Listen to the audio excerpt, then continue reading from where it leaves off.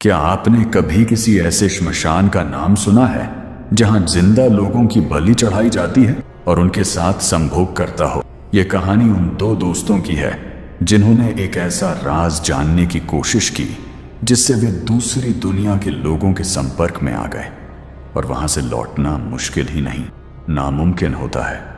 आकाश और आयुष दो कॉलेज के छात्र, दोनों एक छोटे से शहर से आए थे और इंजीनियरिंग की पढ़ाई कर रहे थे।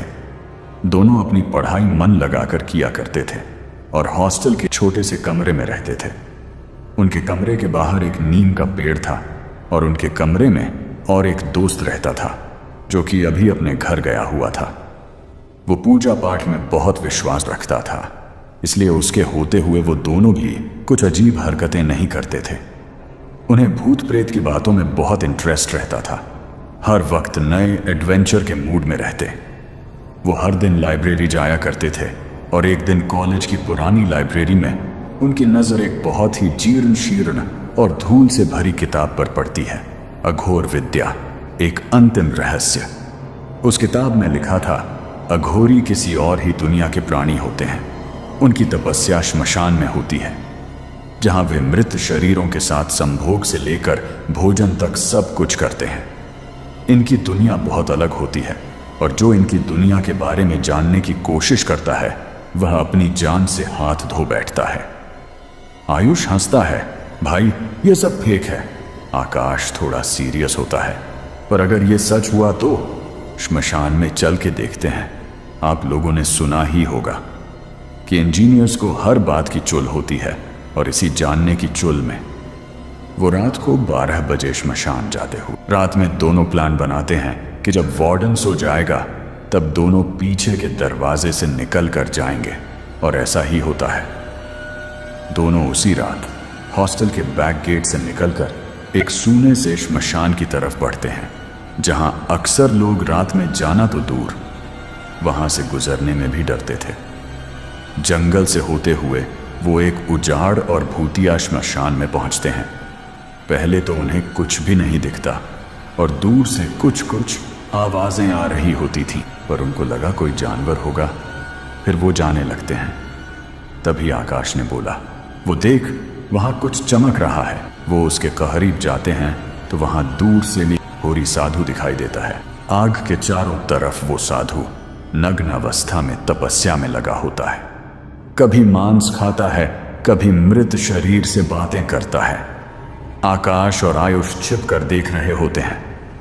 वो साधु एक मृत शरीर के साथ संभोग करने जा ही रहा होता है कि तभी आयुष जोर से हंस देता है। तभी वो अघोरी उन्हें देख लेता है।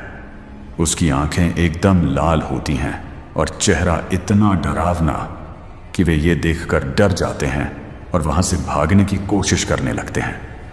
साधु मुस्कुराता है, तुम्हें भी जानना है मैं ये सब क्यों कर रहा हूं? आओ मेरे पास, तुम्हें सब कुछ बताता हूं। दोनों डरते डरते घोरी के करीब जाते हैं और अघोरी उन्हें अपने पास बिठा लेता है। वो अघोरी के शरीर में कपड़े का एक अंश मात्र तक नहीं था। बालों में जटा बनी हुई थी, आंखें लाल, खून बहती जैसी।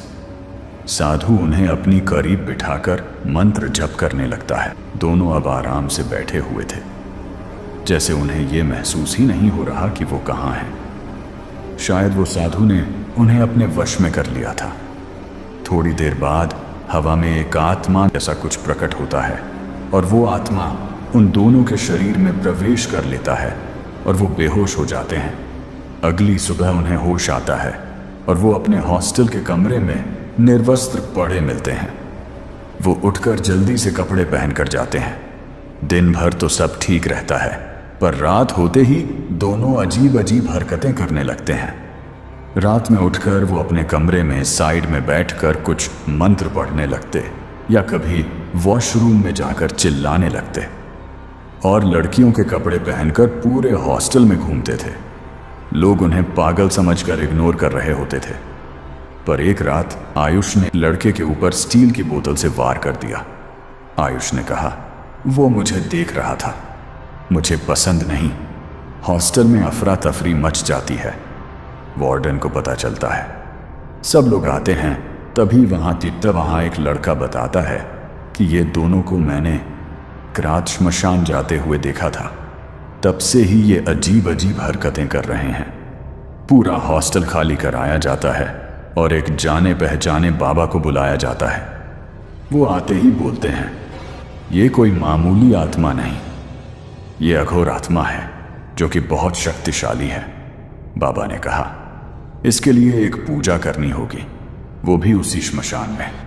तब वो लोग रात में उस श्मशान में पहुंच जाते हैं और बाबा अपने चेलों से कहकर आग का एक घेरा बनवाते हैं, जिसके अंदर आयुष और आकाश को बैठाकर मंत्र पढ़ने लगते हैं। जैसे ही बाबा ने मंत्र पढ़ना शुरू किया, क्रीं कालिकाय नमः और सुरुबिन्याय नमः, दोनों का शरीर जोर जोर से कांपने लगता है और वो अपने आप को नुकसान पहुंचाने के लिए जमीन पर सिर पटक पटक कर हंसने लगते हैं। बाबा लगातार मंत्र पढ़कर उन पर भभूत फेंकते जा रहे थे। 1 से 2 बार तो वो दोनों उस बाबा पर वार करने की कोशिश भी करते हैं, पर वो आग के घेरे से बाहर नहीं आ सके थे। बाबा ने एक त्रिशूल जैसा यंत्र निकाला और दोनों के हाथ में यंत्र घोंप दिया। तब वो आत्मा उनके शरीर से बाहर आई। बहुत जिद्दी आत्मा थी वो। अगर बाबा ने ऐसा नहीं किया होता तो वो उनकी जान लेकर ही जाती। वो आत्मा की रूह आग में जलने लगती है और उस अघोरी की डरावनी मुस्कान गूंजने लगती है। फिर बाबा ने चारों तरफ गंगा जल छिड़का और सब कुछ ठीक हो जाता है। दोनों हॉस्टल वापस आ जाते हैं और बाबा ने उन्हें एक ताबीज दिया होता है और बोलते हैं, इसे कभी नहीं खोलना। आकाश और आयुष को कुछ याद नहीं रहता, पर उस रात के बाद से दोनों कभी किसी चीज का मजाक नहीं उड़ाते। तांत्रिक बाबा कहते हैं, अघोरी साधुओं की दुनिया रहस्यमयी नहीं, खतरनाक होती है। हर राज्य जानने के लायक नहीं होता। कुछ राज्य बस श्मशान तक ही ठीक होते हैं। आयुष और आकाश को एहसास हुआ कि हर चीज मजाक नहीं होती और उस रात उनकी जान भी जा सकती थी। अगर आप भी कभी किसी पुरानी किताब में कुछ अजीब पढ़ें तो उसे सिर्फ पढ़िए, उस पर अमल मत कीजिए। अगर आपके साथ भी कोई भूत प्रेत का अनुभव हुआ है तो हमें ज़रूर भेजें, हमारे ईमेल पर जो आपको डिस्क्रिप्शन में मिल जाएगा। हम आपके अनुभव पर वीडियो बनाएंगे। अपनी राय कमेंट्स पर ज़रूर लिखें और चैनल को सब्सक्राइब ज़रूर करें। मिलते हैं अगली कहानी में।